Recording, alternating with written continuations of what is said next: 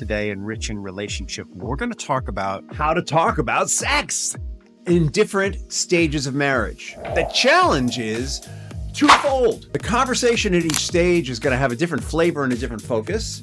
And how willing are you both to talk about sex? Welcome to Rich in Relationship. I'm Rich Heller. I'm your host. And last episode, we laid the groundwork, the foundation for this episode. Last episode, we talked about the stages of marriage. And there are 7 distinct stages of really relationship and marriage. And what happens in those stages is going to influence the kinds of conversation you're going to have about sex. Today, we're going to talk about the kinds of conversation that you're going to have about sex. Just a quick review. Those 7 stages are in love, newlywed, young children, school-age children, a launch stage, marriage building stage, which is post-launch, and the guardian stage, all right? And what the point of the last episode was, if you are talking about sex most of the way through this, or even some of the way through this, by the time you reach the guardian stage, you can be having Lamborghini level sex, even if you start out with a broken down bicycle. I think I disparaged Kias, but maybe you're having broken down, bicycle sex in the beginning. Or maybe you started out with Lamborghini sex and you went to old Volkswagen Beetle sex and you want to go back to Lamborghini. If you talk about it, you can work it through together. But the challenge is twofold. The conversation at each stage is going to have a different flavor and a different focus. And how willing are you both to talk about sex? I have had clients where one partner grew up very uninhibited and where the other grew up completely restricted. And to some extent, this is dependent on the kind of family you grew up in and the word I'm looking for, the restrictions around talking around sex or comfortability around talking around sex. Or it might be that you grew up in a family that talked about sex all the time and it was really uncomfortable for you. You felt like it was inappropriate. And so you've shut down talking about sex. Well, I'm going to tell you that in a committed, loving partnership, being able to talk about sex is super important. And I'm not talking about long, drawn-out conversations. It might be a series of small conversations. So before we really get into how to talk about it in the stages, let's just have a quick overview of what to do if one or both of you feels a little inhibited around this.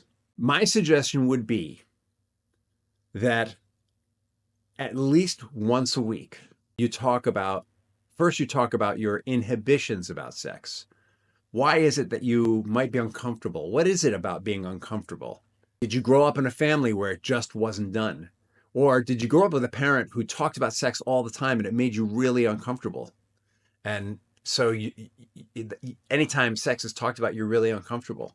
First, just talk about what's the level of discomfort and why. Did you grow up, or were you possibly, I've had clients who grew up in an environment where they were sexually abused just through public exposure on frequent occasions, which is a form of sexual abuse. And so for them, sex is very private as a result, right? If people are being publicly lewd, strangers are being publicly lewd to you, masturbating in front of you on the train, that kind of thing, then naturally sex is going to become a very private thing. And it should be a very private thing, honestly, right? Sex really should be not something we see on television, not something we see on the subway. Sex between two loving partners is very personal and very intimate. So the first thing is you want to understand each other's background and comfortability with talking about sex. And in the conversation about sex, you're going to want to separate out 2 qualities. You're going to want to separate out the physical chemistry and mechanics of sex from the intimacy part. Now, and to some extent, by the way, the chemistry of sex is going to have to do with the intimacy part. To some extent, the chemistry of sex has to do with what parts of your brain are lit up. To some extent, it's going to have to do with how you touch. It's going to be a combination of psychology and technique, let's call it. So you want to separate the conversation into the emotional component and the physical component. And the reason for that is the longer that you're married, the more important the emotional component and more dominant the emotional component becomes. Whereas in the beginning, the urge to reproduce is super strong. The instinct to reproduce is super strong, right? When you're in your teens and 20s, right? Super strong drive to procreate and reproduce. Your body's fired up. It's at its prime, and its instinctual drive is to reproduce at that point. It's like it's built into us to reproduce. It's we're animals with this built into us. After we've had children and after our 30s into our 40s, that drive for women diminishes. For men, the intensity of the need diminishes, but the need itself still stays high. The emotional component becomes super important at that point. And talking about these two things separately and apart is going to make a huge difference. So the technique conversation is a basic conversation about, hey, if I touch your belly button, does that feel good? Or if I'm touching your sex organ, if you're touching your clitoris or you're touching my penis, what ways feels good? Should I be touching more than that? Are there other parts of your body? Are there speeds, rhythms? Do we need to be undressed? Do we need to be dressed in certain ways? Are there places? Are there restrictions or lack of restrictions, right? These are all conversations about how to. On the emotional side, on the intimacy side, all right, what you're going to want to be creating is more and more safety and trust. The more you age into sex, the more safety and trust is going to become important. Without that, guys in particular, you need to know, without that, there's going to be less and less sex. And as we said in previous episodes, for women, safety and trust becomes more and more important, especially with the arrival of children. So guys, you're going to need to focus on that. And we're doing a workshop on that in the end of July. If you're hearing this and it's it's before July 2024, there's one coming up. Go to the website, richinrelationship.com. You can learn more about it. All right. So let's talk about how talking about sex, now that we've laid the foundation with comfortability, with technique and the emotions, let's talk about each stage. All right. In love. In love is you're on fire for each other. In love is you're taking the time to really focus on each other. In love, you're probably speaking all 5 love languages to each other because you're really taking the time to be there for each other. 5 love languages, in case you don't know, are touch, quality time, definitely doing that in the in love phase. Words of affirmation, definitely doing that in the in love phase. Oh, baby, I love you so much. You're so amazing. Da, da, da. You're seeing all the possibilities. Acts of service, definitely doing that in the in-love phase. And I'm missing one. Gifts, of course. You're probably gifting each other in different ways. In the in-love phase, you're using all 5 love languages. All the pistons are firing. Everything's working. If you're a sex before marriage couple, you're probably having some fiery sex. If you're a love before marriage couple, you may not get married if the sex isn't fiery. It may be that you have it in your mind that fiery sex is super important. But I'm going to tell you again, you can start out as a Lamborghini and end up as a broken bicycle, depending on where you are in different stages. If you're a sex after marriage couple, you're going to be having all this without the sex, without the frequency, and you're going to be wondering. And I'm telling you now, if you're at this phase, if you're laying a foundation for marriage, and I've worked with a bunch of couples who've done this, it's okay if when you get married and you have sex, it isn't all fireworks. Because how much do you know about technique? How much have you talked about how inhibited you may or may not be about sex itself? How much have you laid the foundation for safety and trust that needs to be laid for this? How much time are you giving yourself? I'm going to say at this phase, at the in-love phase, if you are a sex after marriage couple, it's actually really important that you talk about sex, but not in a way that makes you feel like you might break your personal integrity about sex before marriage, in a way that helps you to understand how you're going to launch into sex once you get married. And so it might be worth it to have some of these conversations about What do you know or not know about sex? What kind of sex have you had or not had? How are you going to explore this together? Take the time once you're married to explore this together and really focus on laying that foundation of safety and trust. Really exercise caring communication. I would say for whether you're a sex before marriage or a sex after marriage couple, having caring communication about sex is so important here because you will lay the foundation for how you're going to talk or not talk about sex at this stage.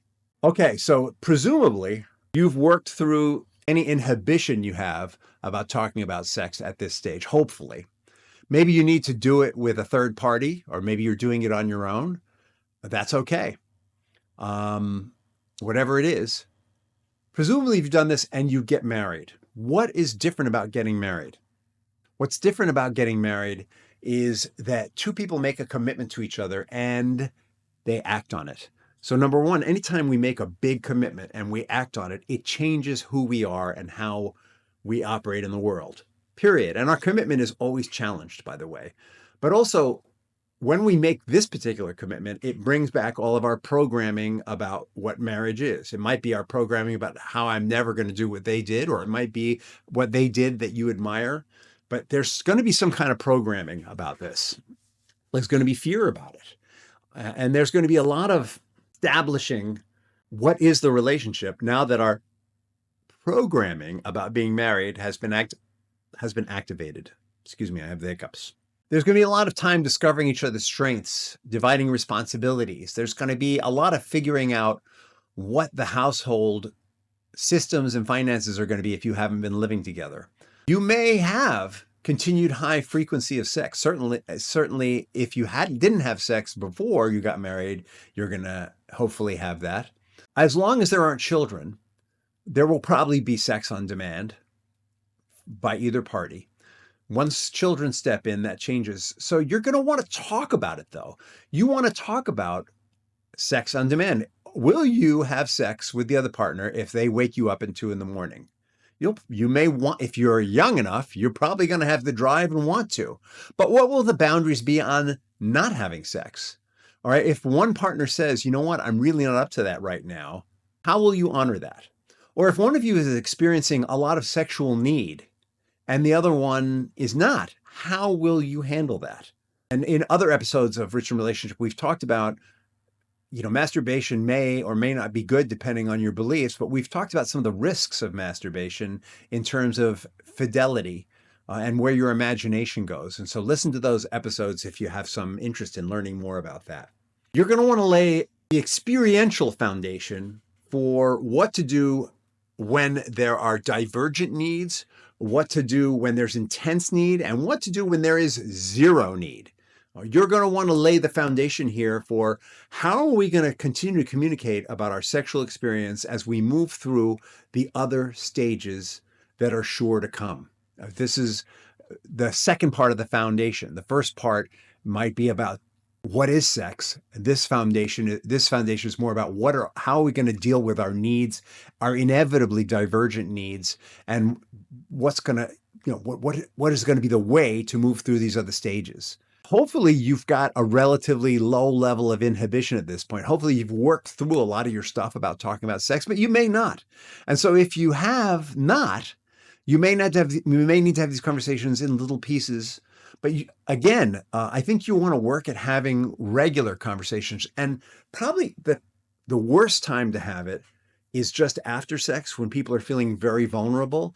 You might want to have it the next day, or you might want to have it if there's a day that you're thinking about having sex. You might want to talk about what are your routines going to be and your expectations on that day, or you may not. It depends on how much tension you anticipate this bringing up. And you're going to want strategies for dealing with being triggered. I'd say actually in both of these stages, in the in-love stage and in the newlywed stage, you're going to want to start developing strategies for what to do when one of you gets triggered. When one of you goes, whoa, triggered is like you're going from 0 to 60. And I think sometimes sexual conversations can bring up very intense feelings very quickly for some people. All right, the next stage. You have young children in your life. You're figuring out how the heck to be a parent. One of you has sore sex organs from squeezing the children out. The other one might be experiencing a little sexual frustration as a result. How are you going to manage that? And hopefully, in level 2, you made a plan for this. Most people don't, though. Let's be honest. So here in level 3, you're going to want to figure that out. You're going to want to have a conversation about how are you going to make sure that both of your needs are met within the relationship? How are you going to make sure that both of your needs are met in a way that is minimally painful? How are you going to make sure that both of your needs are met in a way that still allows you to take care of children, work, etc.? This is a super important conversation. And get that at this phase, this is probably the most challenging phase to have sex in because it's a total shocker. Some people experience this conversation in a later stage if they don't have it in this stage. If you have this conversation in this stage, all right, you will lay a foundation for how to maintain, how to fulfill each other's needs under difficult circumstances in the future. And get that there's different needs here. What are the different needs you're going to talk about? There's the raw physical need, right? The need to reach orgasm. There is a basic need to be touched and held, which may or may not be sex. There is a basic need for emotional intimacy, which can be really challenging when there's a crying baby around all the time. There might be a lot less intimacy than you like because you're so busy focusing on this third party that you brought into the world, but at the same time, you can't believe they're there. That brings us to stage 4, when the child or children become school aged. All right. At this point, instead of having a child in the house full time, whatever school age is for you, it might be that you send them to pre-K at age 1, you're going to get some relief. Right? The second that you bring outside help in to help you with these children, you get some relief. All right. In the third stage, where the new child is there, there's not a lot of opportunity to recoup, not a lot of opportunity to recharge. So you're dealing with raw needs when both of your energies are very low. Your self-care is probably at its lowest in the young children stage. In stage 4, and by the way, when your self-care is low, it becomes a lot harder to give sex, it feels like, to another person. All right. You're like, why the hell would I be intimate with you? I can't even take care of myself. All right. That might be into the conversation to have at stage 3, by the way. At stage 4, when you've got some outside help, you have the opportunity to reset yourself and therefore show up for the other person. At stage 3, you're barely showing up for yourself, much less the relationship. At stage 4, you get to reestablish the relationship. Well, first of all, I would strongly suggest if you have not maintained or set up a date night tradition, set it up now. Get a parent or a babysitter or someone to step in and help with these kids so that you can have date night and talk about the relationship. If nothing else, you can go to date night and talk about, wow, it's been a long time since we were intimate. I sure do miss you, right? That's a very important thing to say if you haven't been having regular or any sex in a while. You want to build sustainable systems, not only for your kids, but for your relationship. You are reestablishing your self-care system. You want to reestablish your relationship system. You may have stopped talking about sex at stage 3, even though it was important. Now is the time to start talking about it again. All right. And there may be a big conversation about, let's make sure we don't have another one of those things because this is expensive and difficult. Or it might be a conversation about, we need to have another one of those things because I love having them. I came from a big family and I want more. And then the conversation needs to be, how are we going to prepare ourselves for that? Well, that's going to require what? Some sex. And once there's pregnancy and once this new child comes in, how are we going to manage it, right? There's going to be not just a conversation about sex, but how are we going to manage the experience and how are we going to manage sex through the experience? This is a long phase, my friends. And, to be honest, stage 3 is becoming shorter and shorter with the advent of pre-K and au pairs. And stage 4 has become longer and longer. Stage 4 lasts until your first child reaches adolescence. Then there's going to be some overlap between stage 4 and stage 5 as your last child reaches adolescence. But when that first child reaches adolescence, you are now entering what I like to call the launch stage. right? The launch stage means you are preparing this child to fly. You are teaching them first that they have wings, second, how to flap them, third, when and how to flap them, fourth, how often and when and how to flap them, and fifth, how to flap them without you. That's the launch part, right? And what comes with this is there's a letting go, but there's also this aha. We will be moving to a stage in life where they have launched, right? There's like an aha moment about maybe we can recover what we had when we were in love and there were no children. Well, we never go backward to in love, but we can go forward to loving partnership, right? You've spent years investing time in these children. Maybe you haven't been having conversations about sex. Maybe this is where you start having that conversation about sex that I suggested you should have at the newlywed and young children stage. Regardless, all right, this is a really important stage to start talking about what's life going to be like after they launch, because that next phase is either going to be the empty nest / gray divorce phase, or it's going to be a marriage building stage. And how you set the stage for that in the launch stage is what makes all the difference in the world. So I want you to be at the launch stage. I want you to be having more sex. I want the kids to be going, ew, romance. I want the kids to be going, I can't believe you're still doing that. You're not going to be talking to them about you doing it, but I want you to be having a dynamic sex life at this stage. Now, challenges to this are going to be menopause. Challenges to this are going to be, for men, a slower metabolism or a growing prostate.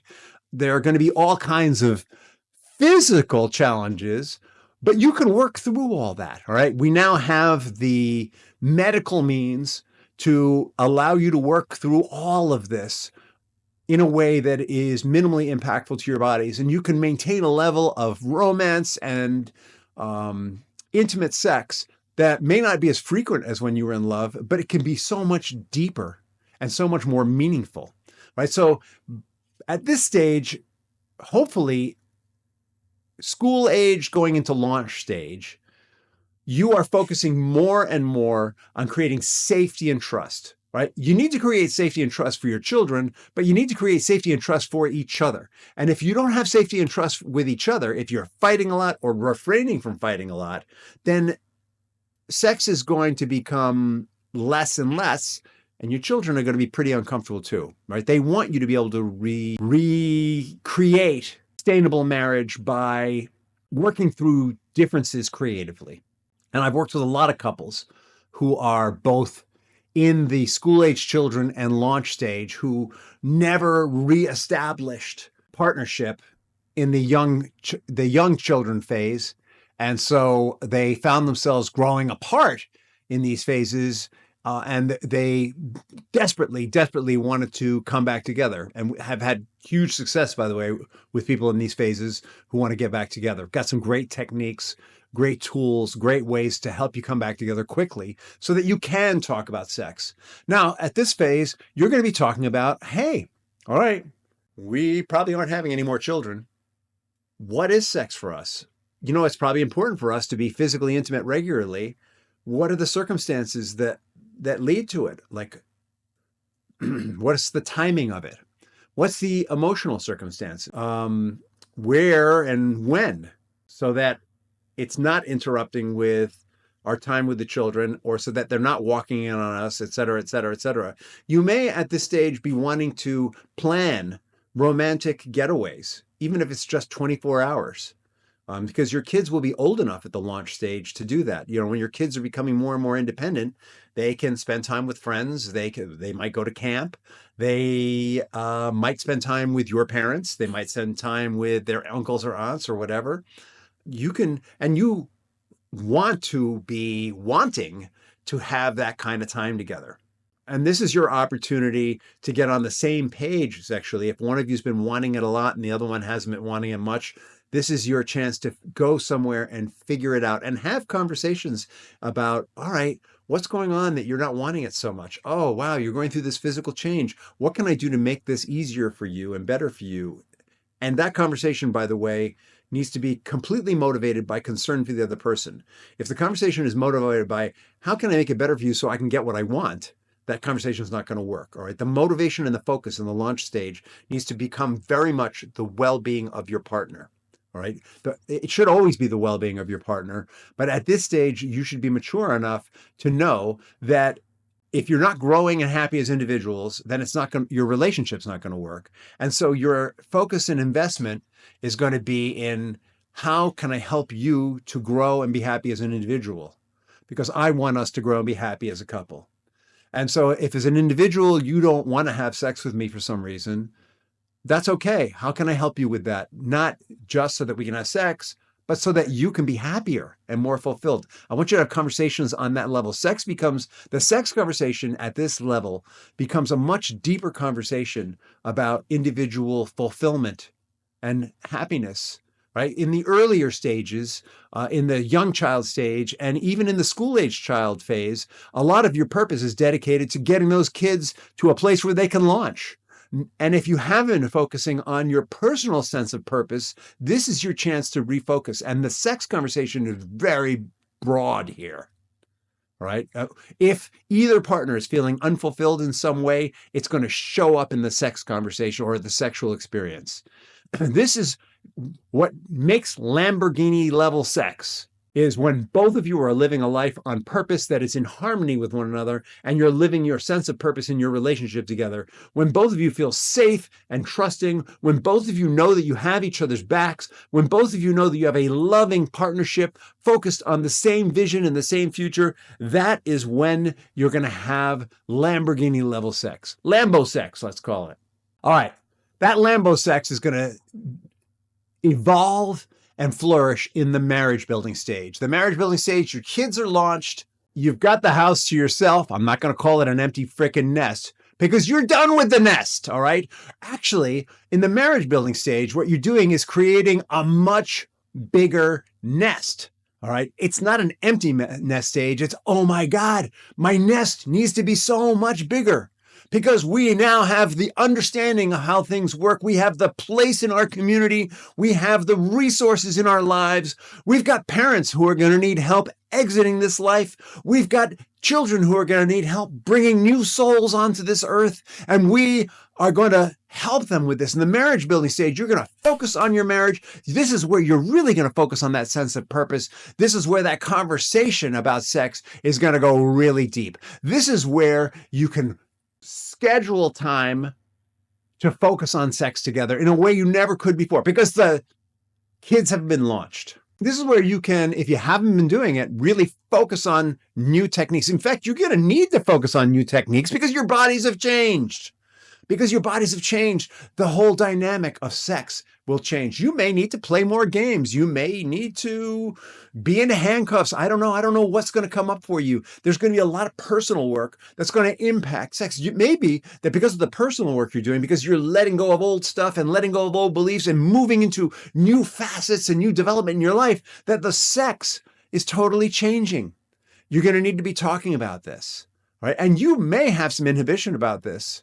You may need to talk about the inhibition about talking about sex. You probably could use some guidance and some help. Let's be honest. And ping me if you do. This is going to launch you into the guardian stage, right? In the guardian stage, you may not need to talk about sex much anymore because in the guardian stage, you've built your bigger, wider nest. In the guardian stage, you've created the systems and traditions for your kids to come together with their kids, with you. You maybe are supporting them with their kids. You are teaching them how to be more financially strong and affluent, and you're not funding them, I hope. You're funding their learning how to be even stronger in their finances. Hopefully you've been doing that all along. You've been teaching them that. You're going to be helping your parents let go of responsibilities as they prepare to move on. You're going to be making it easier and easier for your parents to move on to their next phase, which we don't know what it is, but there's got to be a next phase after this. Maybe their next phase is to return to the void. I don't know, but you're going to be helping them prepare for that because it's freaking inevitable, right? There's no fighting it. And you're going to be supporting each other through this, right? Your conversations hopefully are going to be more about how do we support our parents in their departure? How do we support our grandchildren in their growth and development? And how do we continue to be intimate throughout? Or you may make a decision that you don't want to have sex anymore, which is okay, right? If you are, but maybe you both are no longer interested in sex. Maybe this, because the guardian stage becomes just an asexual stage for you. It might be that you just don't have the libido or the interest. And so maybe you're going to have a conversation about that. And I think I may be wrong about this because I haven't reached this point yet, but it may be inevitable that at some point our libido, our drive hits a point where we're just, all right, don't need to do it anymore. Just not that interested. But because you've laid the foundation for a loving partnership as co-guardians of your family, you can exit life together. All right, I hope this has been helpful. If there's something missing, if you have questions, ping me, let me know. Subscribe, share this with your friends. And we are going to keep going with our exploration here of relationships and sex and not enough sex and how to get more sex or how to get less sex if you're at a stage where you don't want it. And again, we are doing a workshop in the end of July 24, if you're listening to this before July of 24, on what to do if you're not getting enough, how to approach your partner under those circumstances, even if you're getting divorced, coming up in the end of July. The date, I believe, is July. It's a Thursday, the last Thursday of July, which I believe is the 25th. And if you're listening to this post-July 25th, we will probably rerun that within the next year. Keep an eye on our website, richinrelationship.com. And thank you for coming to another episode of Rich in Relationship.